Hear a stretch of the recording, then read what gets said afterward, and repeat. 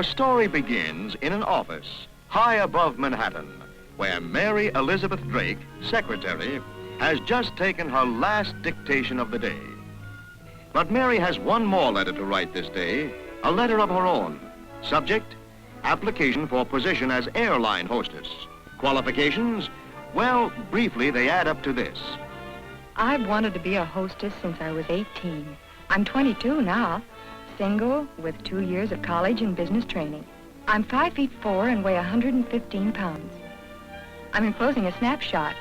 Not too good, I'm afraid, but the latest I have. Mary's picture and letter make a good impression on the chief hostess, but she isn't qualified yet. The airline sends her a list of schools where she can be trained. And so 1 month later, Mary stands in front of the McConnell School in Minneapolis on the threshold of a new career. I'm scared to the teeth. I've given up a good job, apartment, friends, and this isn't exactly what I'd call a brass band welcome. Well, can't turn back now. They didn't. They're the ones who made it. It makes you wonder, are you pretty enough, bright enough, willing to work hard enough? Well, baby, you're on your own. The next few days are a whirl. Interviews, dorm assignment, forms, and more forms, medical examinations, pictures of me before, new hairdo, uniforms, my new wardrobe. Classes begin at 8 a.m. Theory of flight. Velocity, air density, angle of attack. Aircraft. Propeller, aileron, rudder, elevator, stabilizers. Routes and schedules. Flight 152, depart Los Angeles 12:30, Las Vegas 2:25, Albuquerque 8:10, Amarillo 11, Kansas City 1:45. In the afternoon, there are 2 hours of exercises called comportment classes, an attempt to improve the students' before photos. These girls are 21 to 28, stand 5'2" to 5'7", and if they enroll with a few excess pounds, they graduate light enough to fly. A hostess does plenty of knee bends in the narrow aisle of an airplane, and these teeter boards develop balance, important in rough weather, when her nonchalant poise reassures jittery passengers. From jousting to the conga, all in the interest of grace, rhythm, and the body beautiful. Makeup courses enhance the girl's natural loveliness, and apparently the airlines and the bachelors enjoy similar tastes. Half of the 8,000 U.S. hostesses leave aviation for marriage each year. Announcing the departure of Flight 95 for Kansas City and Los Angeles at gate number 3. All aboard, please. No, Mary isn't airborne yet, but this mock-up plane makes a lot of interesting trips. It's part of her course in hostess duties and procedures, and her passengers are trained to be difficult. 1, 2, 3. No, Mary, you don't tab your passengers that obviously. You walk down the aisle with a big smile, counting the house as you go. That's better. We're about ready for takeoff. Will you fasten your seatbelt, please? Good. Say it easily and pleasantly. Don't make it sound like this is murder, kiddies, but we're going to try and fly this contraption.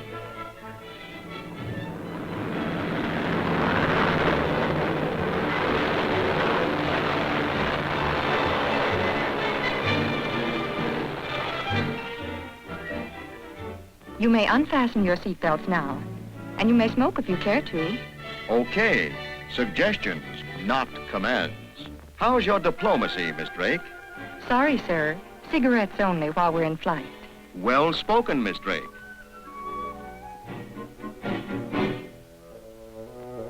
Oh, dear, they rang in a Mr. Tipsy on me. What do I do now?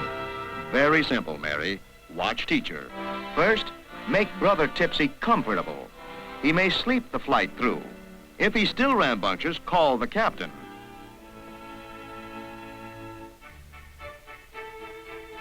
Mealtime.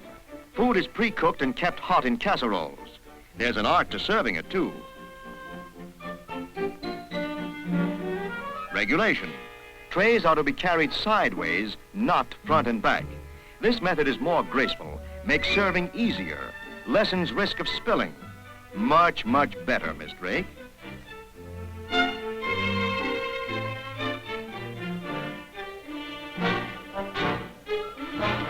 Oh, gee, Jane, I'm sorry. You should be, Mary. Remember your deep knee bends and teeter-board exercises and use them in the aisle. Here comes double trouble. I'm sorry, sir, no tipping. Good, and that's right. If he gets amorous, say nothing and stay away for the rest of the trip. Uh-oh, Mr. Tipsy again. What now, Miss Drake?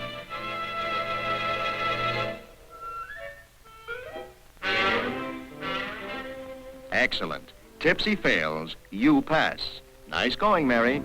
At night, homework. The books from 7 to 10. Now, in the troposphere, there is a general flow of air over the Earth's surface. On the 5th week of the 8-week course, a crucial moment. Job interviews with airline representatives and a lot of questions. Will you lift your skirt, please, Miss Drake? May I see your hands, please? Thank you. Now, Miss Drake, just why do you want to be a hostess for our company? From that day on, Mary lives for the mail. Did they like her? Will she get the job? And then a letter comes.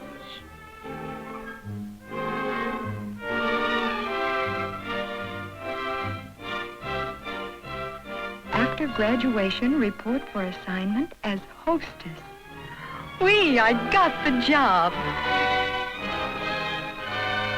Graduation day, the end of 8 weeks of tough, demanding study. Mary's class now receives its diplomas. Congratulations, Mary. You've done very well here. Thank you, Mrs. McConnell. Thank you very much. 2 weeks later, another ceremony. Mary gets her coveted wings at LaGuardia Field, New York. Then, with the other new hostesses, she proudly stands first inspection in her spanking new uniform.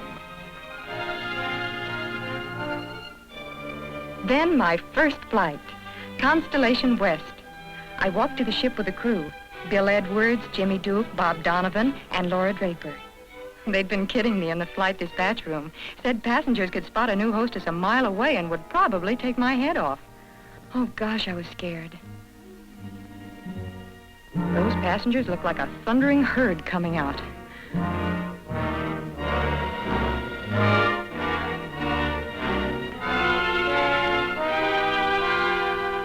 Better get that charm ready, baby. By golly, it works. What nice people. That's right, Mary, and you're off to a good start. It took a lot of time, a lot of effort, and a lot of worrying, but at long last, Mary Elizabeth Drake, airline hostess, is on her way. So long, Mary. Keep 'em smiling.